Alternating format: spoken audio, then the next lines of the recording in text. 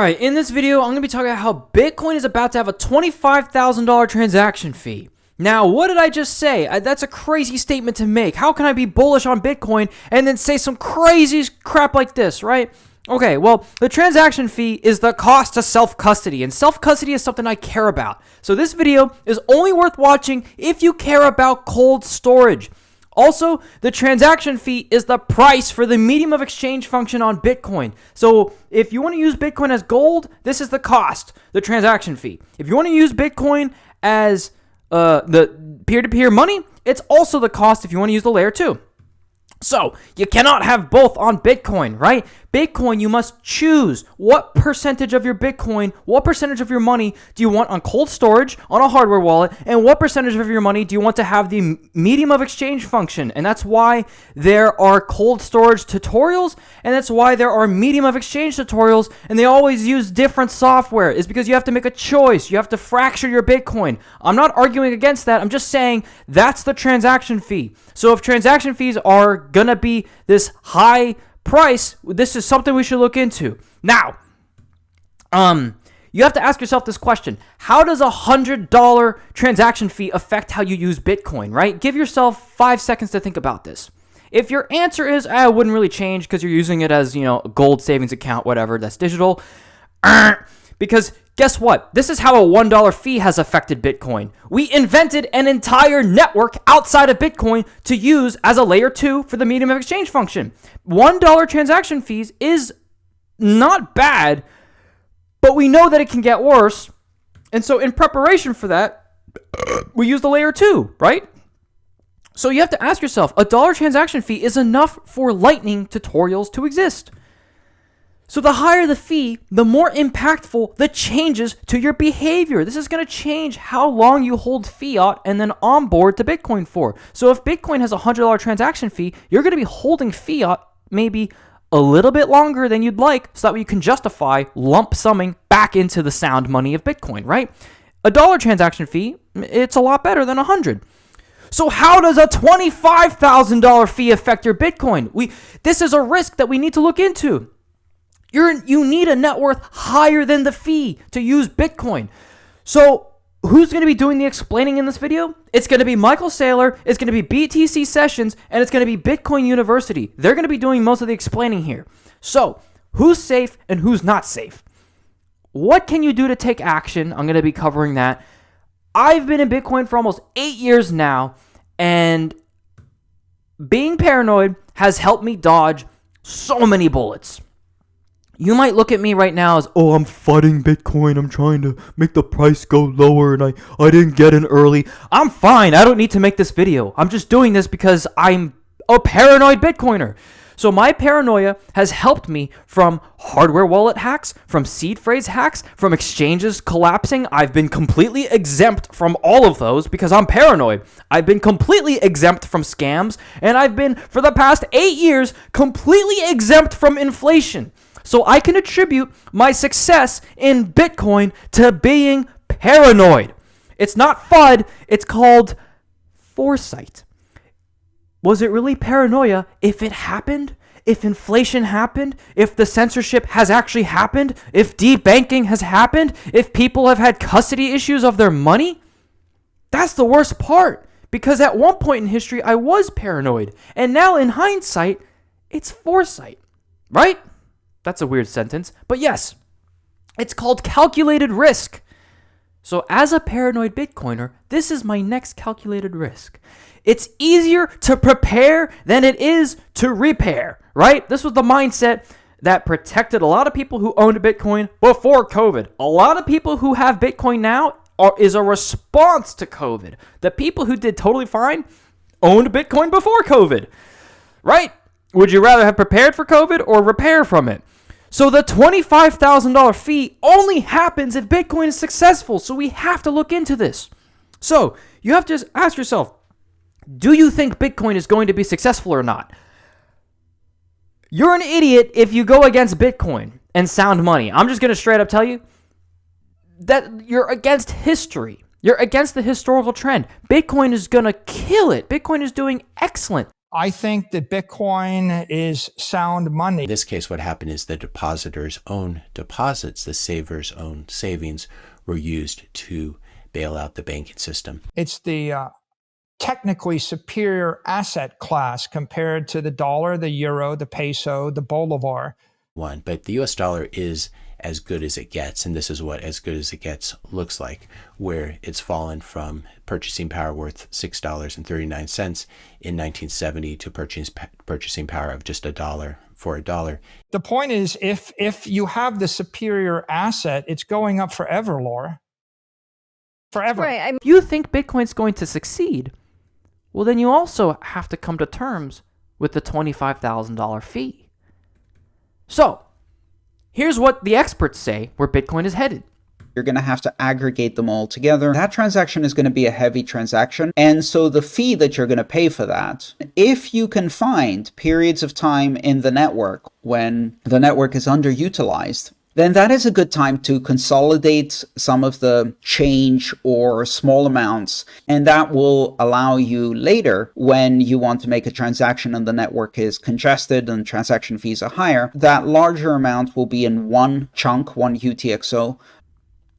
But none of them actually know what the fees will be. We've seen countless tutorials on how to avoid Bitcoin fees. We've seen countless tutorials on pushing people to the layer 2s, but none of them actually show you the math, right? We see all these UTXO set videos and they're preparing for high transaction fees. You do not want your net worth to become UTXO dust. That's what these videos are existing to help you prepare for, right? They want you to prepare for the high fees, not have to repair and be screwed. So that's why these tutorials exist. So Bitcoiners have the same fear that I have, which is why these tutorials exist. So I do the actual math, though, and I actually show you how high the fees can go. Because all of them, they basically just make great videos, but they don't give a number.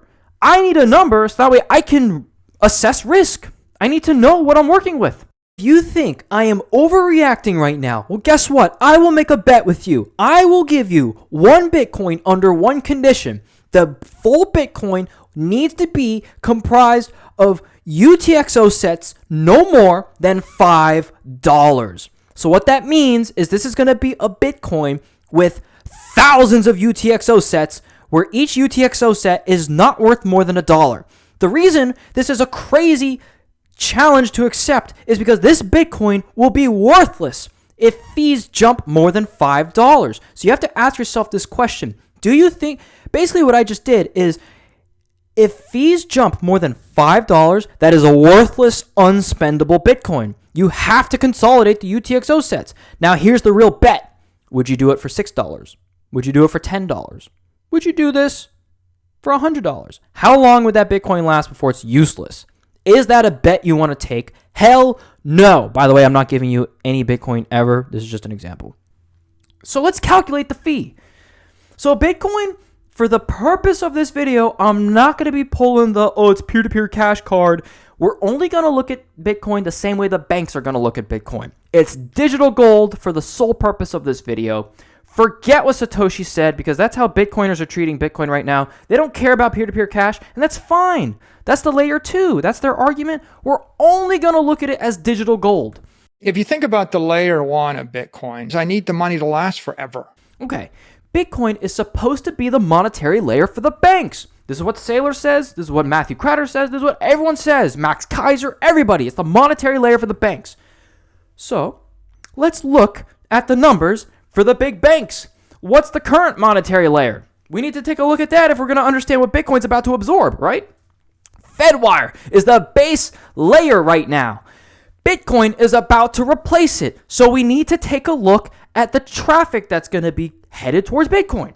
So Fedwire is for wire transfers on a ledger that has inflation. Bitcoin is for wire transfers on a ledger that does not have inflation. Bitcoin is going to eat the lunch of Fedwire. So 800,000 transactions are done daily on Fedwire. This is identical to what Bitcoin can handle at its maximum capacity. At Bitcoin's maximum capacity, the base layer can only do 800,000 transactions a day, which is actually kind of amazing. That's identical to the current volume on Fedwire. So this is because of 1 megabyte blocks. My personal average Bitcoin transaction that I've gotten from my hardware wallet that I took a look at is 140 V-bytes per transaction, and this is after consolidating UTXO sets. So if we do the math, that's about 800,000 transactions a day that the network could support with transactions like mine.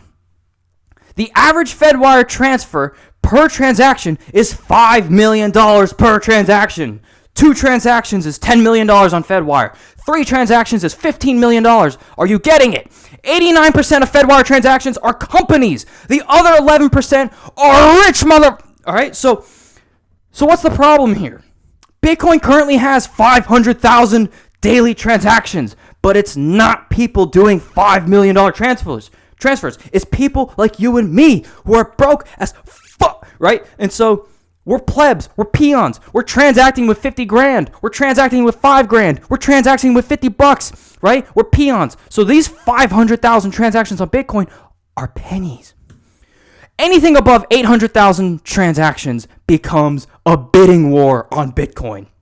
So, I'm not saying Bitcoin's all doom and gloom. Let's actually look at the numbers. There's some safety to Bitcoin, but there's also a lot of risk. So let's take a look. So, under 800,000 transactions is Bitcoin's daily limit, right?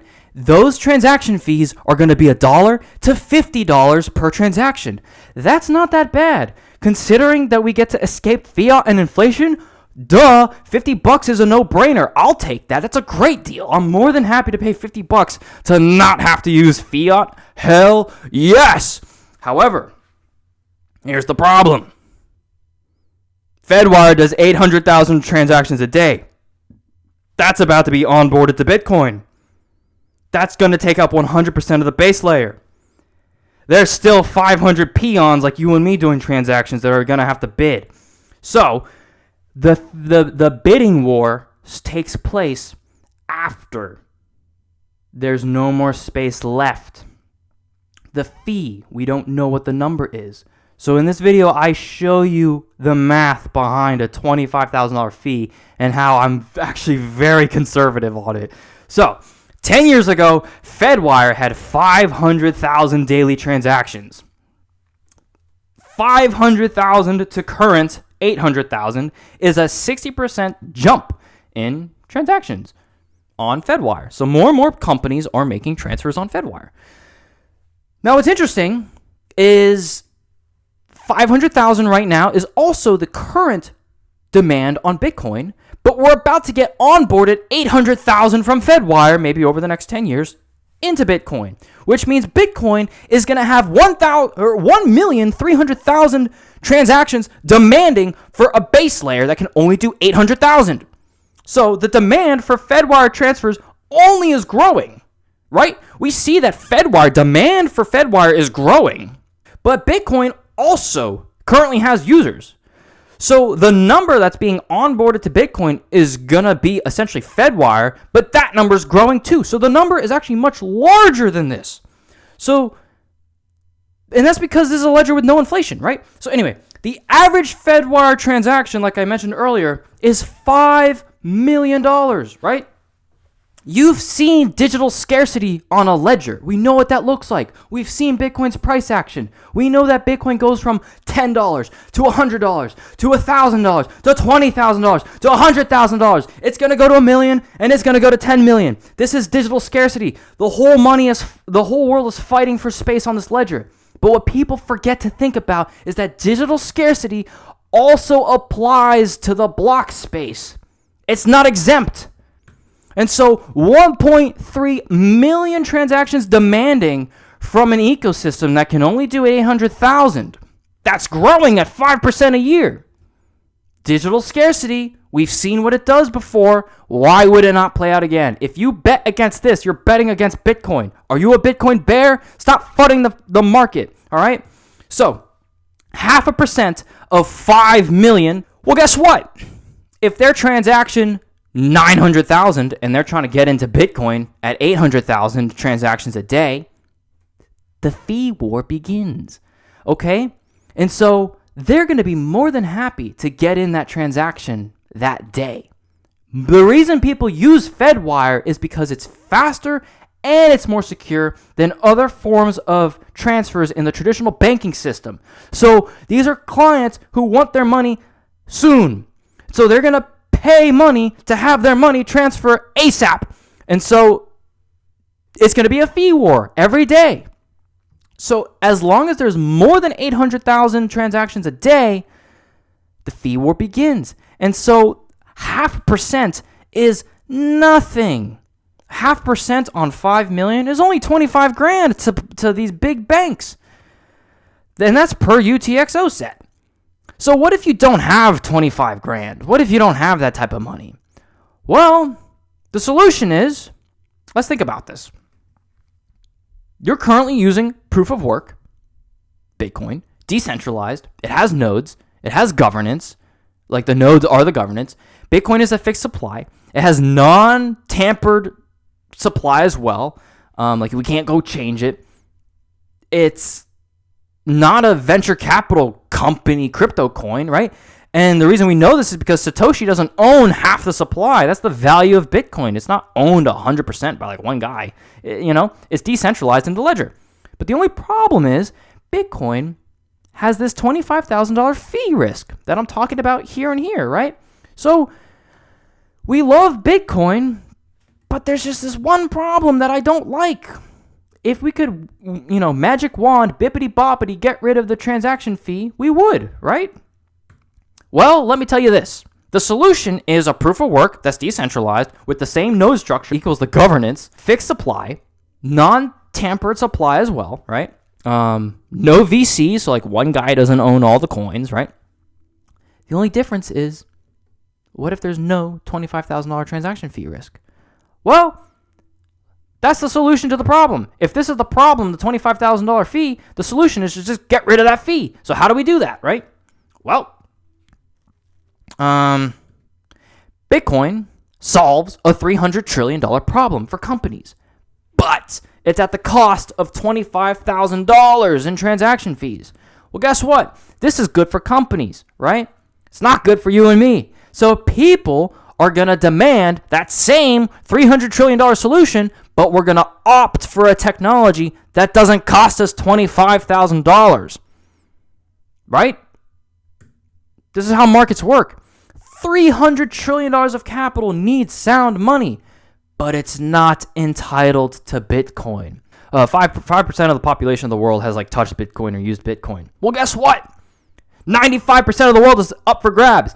Everyone is saying Bitcoin is one, Bitcoin is one, Bitcoin is... No, it hasn't. If you made a 5% on a test and you came home and told your parents, Mom and Dad, I did really good. I made a 5 on my test. They think you're an idiot. You're missing 95 points. Bitcoin's only 5% right now. Bitcoin's not entitled to the other 95%. When there's a problem that's $25,000, people are going to look for a solution. This is how markets have always historically played out. So, the insurance policy, if you want to protect yourself, if you're the paranoid Bitcoiner like me, you want insurance on your Bitcoin. Well, that's what I do. I want insurance on my Bitcoin, right? Who doesn't? Well, my insurance policy is Kaspa. Proof of work, decentralized, the nodes is the same, governance is Bitcoin, fixed supply, non-tampered supply as well, meaning one person doesn't own half the supply. You can't change it. It's not a venture capital startup, and it does not have that $25,000 transaction fee risk. But here's why it's an insurance policy. It fixes all those issues, and it's a $2 billion market cap. So, yes, there is a $300 trillion problem out there. I don't think Bitcoin is going to be capable of solving it for you and me. It'll solve it for the banks at the price of 25 grand, whoever wants to pay it. But there's going to be people who still want that solution. They're going to, unless you're going to cough up 25 grand. I'm not. At least I don't think someone making 30 grand a year will. They're perfectly entitled to Bitcoin, but they're not going to have access to it. So, $2 billion market cap is a pretty damn good bet. So for every $100 that I have in Bitcoin, I put $1 into Kaspa. Because guess what? We've seen Bitcoin is $2 trillion of capital that needs sound money. And currently, Bitcoin is $1-ish transaction fees. It's actually a little less right now. So if you think about it, the free market understands currently that we need sound money under $1 in transaction fees. That's the current state of things. But what happens when this becomes $25,000? The free market is still going to demand that sound money. It's going to need to go somewhere else. So the insurance policy is Kaspa. So when Bitcoin is $20 trillion to $200 trillion, that market of low fee sound money needs a home, right? So that's my bet. That's what this video is about. So I'm betting on Bitcoin's success, but I also need insurance against it. And so that's called Kaspa. There are videos, check out other YouTube channels explaining the mechanics of Kaspa. I'm going to be explaining nodes, mining, decentralization, all sorts of stuff. But in this video, it's just to point out that, look, Bitcoin isn't risk-free. Maybe hedge, have something. If you love Bitcoin so much, look for solutions. So we need sound money. I am not marrying one coin. I am a sound money maxi, and it started as a Bitcoin maximalist, but I'm a sovereignty maximalist. So I'm not married to one coin. I am pro sound money, and I'm okay if the version of sound money you use looks different than the one I use, right? So this is my bet. This is the video. I'm going to be explaining so much more about transaction fees on Bitcoin. There's also risks with Bitcoin, with it actually not raising even enough in transaction fees. I will explain all that too. How can Bitcoin have the two problems at the same time, right? And there's a lot of other issues with self-custody, blah, blah, blah, blah, blah. And this is one of them. The cost of self-custody is going to be like 25 grand. So I don't like that. I don't think I'm going to be able to pay 25 grand every time I want to lump Bitcoin into cold storage, right? So anyway, that's the purpose of this video. Thank you so much for watching. More videos on the way. Use your own brain. Don't be a Saylor maxi. Be a sovereignty maxi. Peace.